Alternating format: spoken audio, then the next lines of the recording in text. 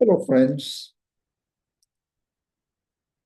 Today I'm going to talk about, let me begin at the beginning.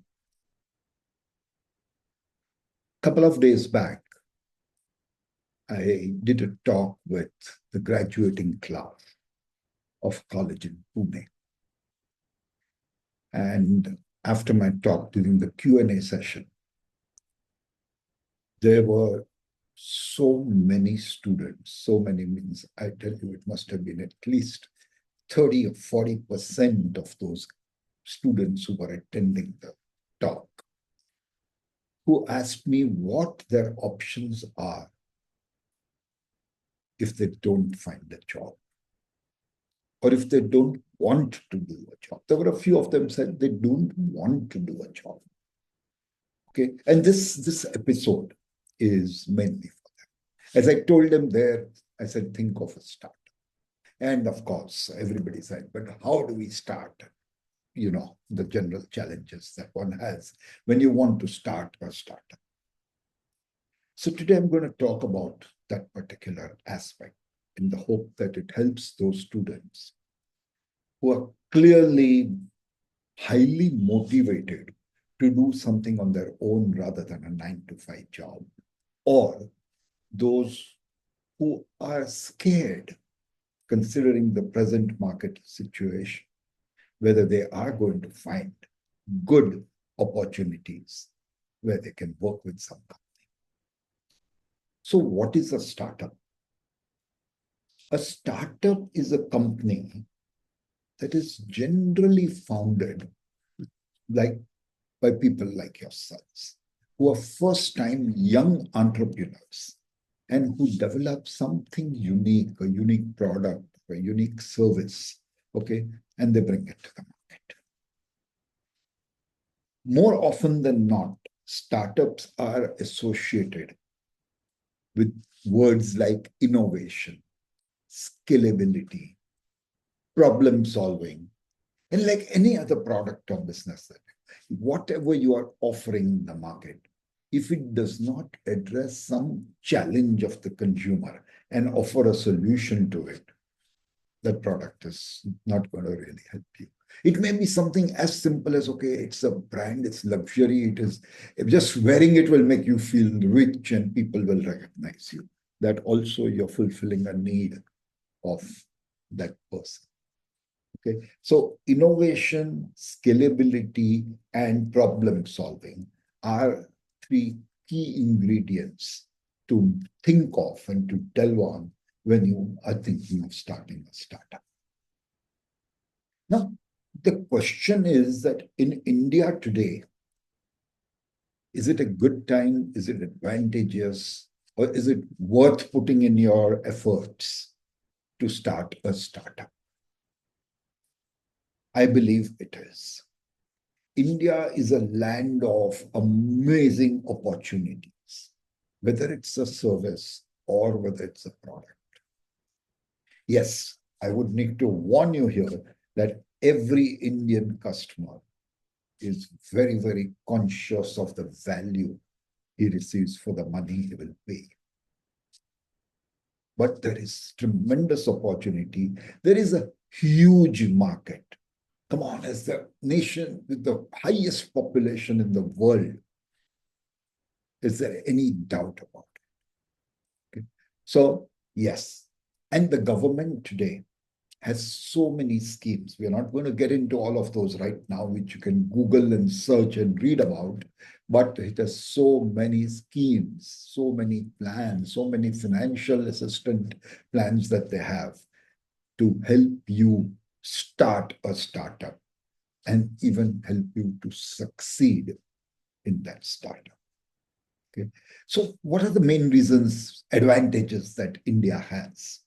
The first thing is that, as we all know, over the past few years, under the able leadership of Shri Narendra Modi and his team, India is a growing economy. And that too, one of the fastest growing economies in the world today. It has a large market, as I had said, 140 crores of people who are out there waiting to buy your product, provided it's solving some challenge that they have. And hence, there is an immense potential consumer base. As I said, there are plenty of government support initiatives for startups. In fact, I think one of them is called Startup India. And then there are loans that they give you for startups and various other things, resources and funding. And I know I work with startup ecosystems that are built by colleges. My Xavier's College has it. IIT, where I studied, has it. These are two institutes I know because I've studied there, and I'm in touch with what is happening around there. So there is a lot of potential and reasons why starting a startup in India is a great idea. So what are the steps that you need to take? The first and foremost step is you need to get an idea. You need to see that bulb shining right above your head. So that idea generation is the first and foremost step that needs to be addressed. And once you start thinking, Googling, researching, talking to people, whatever else, you will find that there are so many challenges that exist for various people. Okay, let's remember one thing. When we talk of a vast consumer, all 140 crores of people are never, ever going to be your target audience. Okay, there will be segments you will pick out of that. And if you get that 140 crore people as your target audience, trust me, your startup will not be able to handle it. Okay, so there are challenges that exist for various categories and various types of people, and they all are looking for solutions.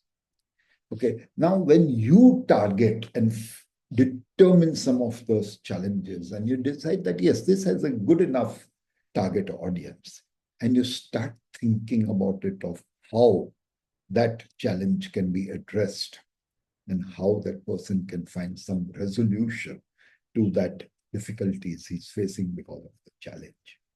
That idea that you get, that solution you are ready to give to those people is what your idea about the startup is. So you must be very, very clear about the concept. What is the problem? You must think of some of the solutions.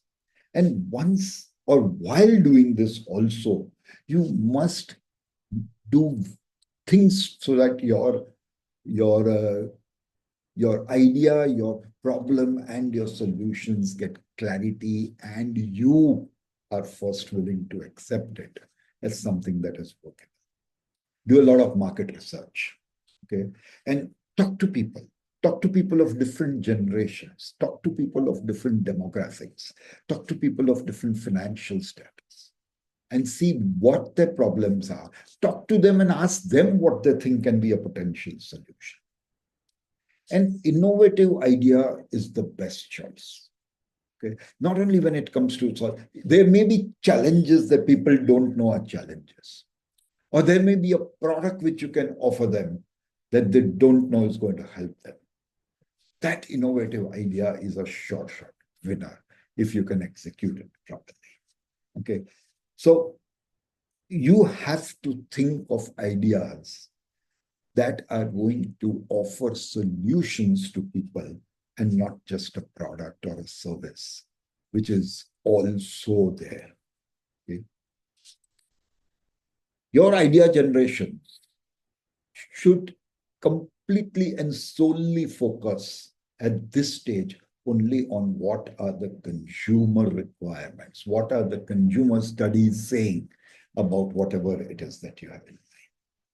And then develop a product, then look at other things, the feasibility of manufacturing it, the pricing, whether the price that you come up with is going to be something that is affordable and that is going to offer value. Those are second. The first thing is the idea. And that idea has to be something that satisfies the consumer. It is the consumer who is going to make your product a success. Now, once you have done all of this and have zeroed in on some idea for a product or a service, you need to do what we call popularly as a prototype development. So after you develop that great idea, whether it's a product or services, it doesn't matter. The next step is a prototype development, wherein you will develop what I will call it a base model, a starting point for the product. Now that base model is or may not look anything like your final product. Okay, but once you start building the base model, you might realize some of the challenges that go with it. Then that concept of the actual product will start emerging when you are building the prototype and seeing the challenges that you face. But the prototype should, as far as possible, address and include all the features and quality of the product that you are looking forward to. Well, why does one develop a product? Somebody will say, I can straight away make a software that will do this. I know.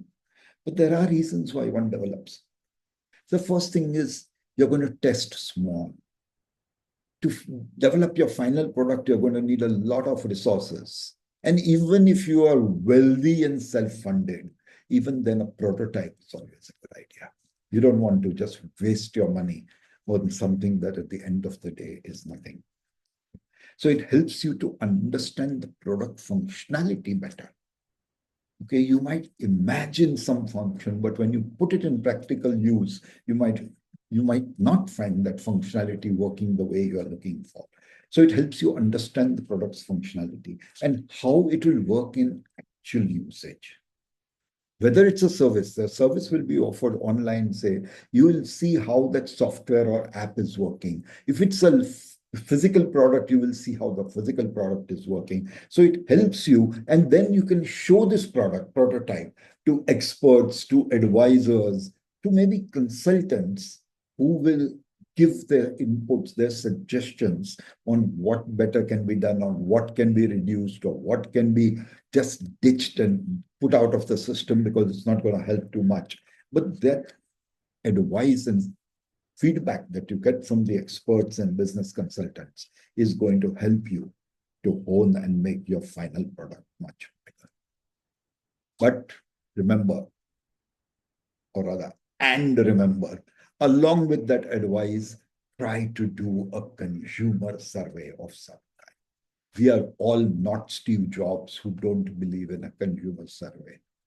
But do a consumer survey and see if what you have visualized as what your product is going to do is what the consumer also feels that your product is going to do.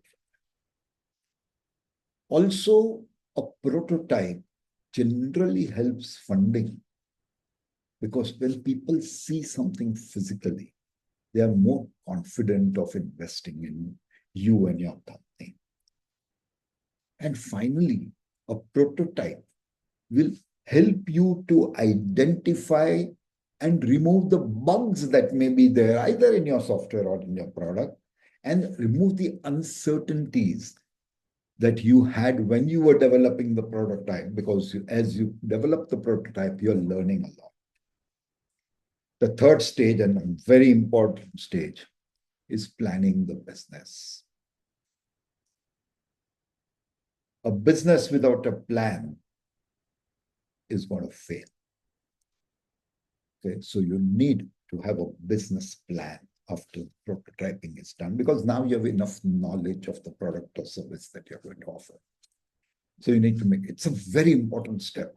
Trust me, making a business, because without a business plan, you go to any investor and he is going to tell you, what are you showing me? How is the product going to sell? What is it going to do? What are the revenues? There are too many questions that will come up, and your business plan should be addressing all those questions. So once you've decided on your product or service, you will first need to take a call. Is it online? It is offline? Is it multi-channel? Whatever else. And then make a business plan according, considering various factors. What is the kind of team you will need? What is the kind of investments you will require? How is the production going to happen? Who's going to produce for you? Blah, blah, blah. So many things that come up. Yes, there will be changes that come up once you start executing the project.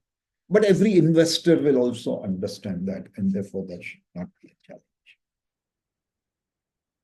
This business plan is all the more important when you're getting into business where there is competition already, you might be able to tweak the existing model to make it unique, which is going to take a lot of the anguish out of using that product compared to what the existing people are giving. But these people will remain competitors. And therefore, the business plan needs to take care of that. How are you going to manage to stay that one step ahead? And another part that is consequential to your business plan, but I consider as a separate step altogether, is you need to decide and figure out a revenue model for your business. Any business idea, why are you starting a startup? To make money at the end of the day.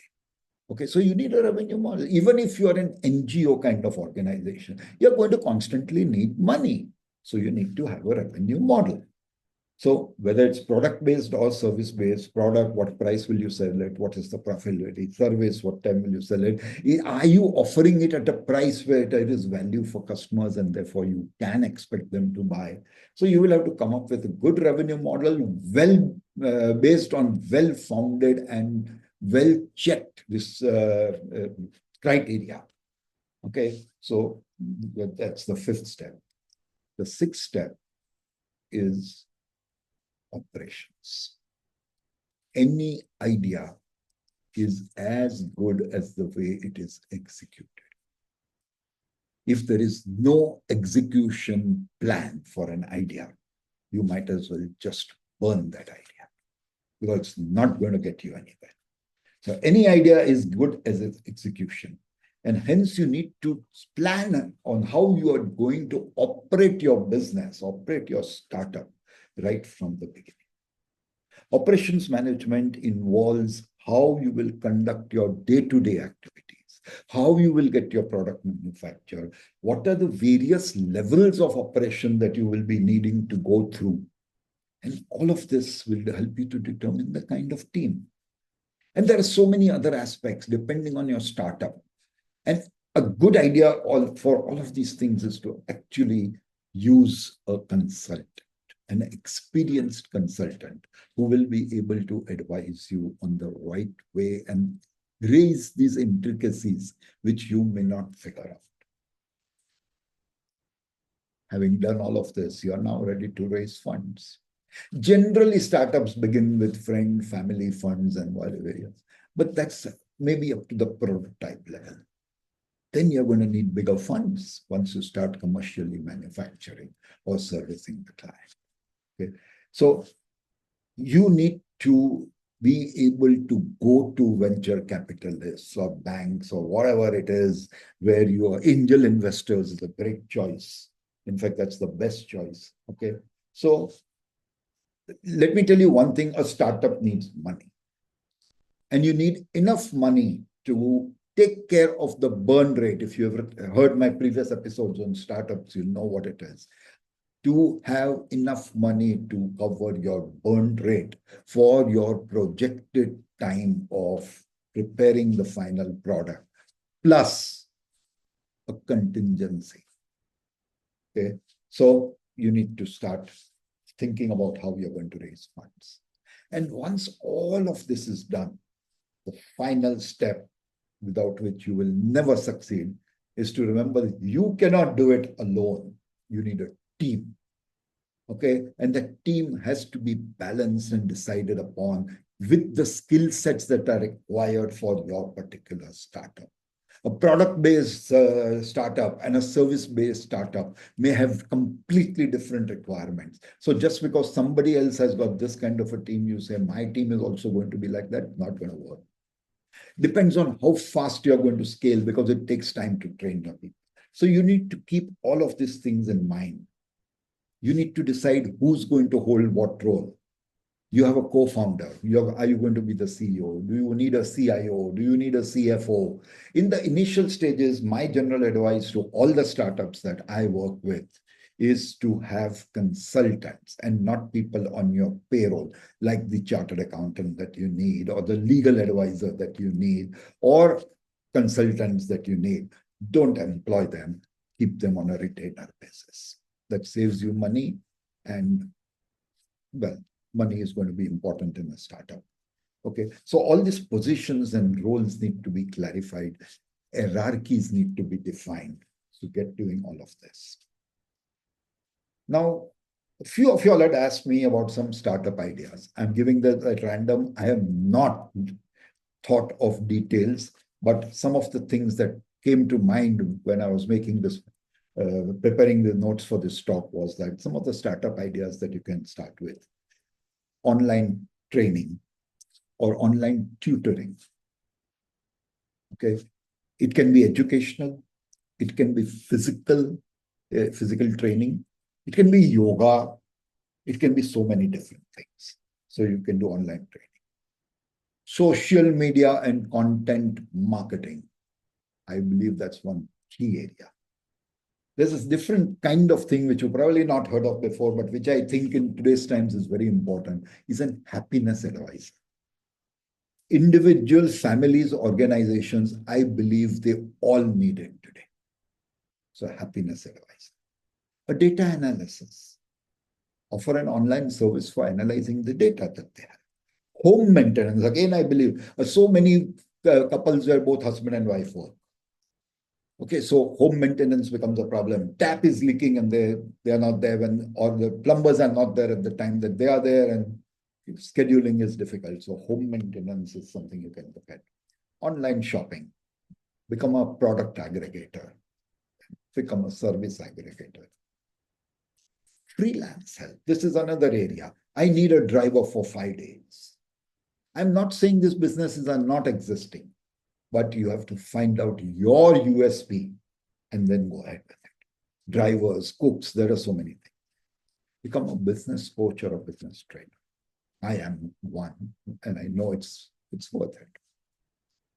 Start an online cooking channel, YouTube cooking channel. Trust me, you'll find plenty of people who are interested. Become a blogger or an influencer. So all of you students who are there at my talk and are graduating, even if you are not at my talk, if you're graduating in 2025, okay, you need not worry about just getting a job. There are plenty of other options available where you will be able to gainfully work, profitably work. Starting a startup is a great option.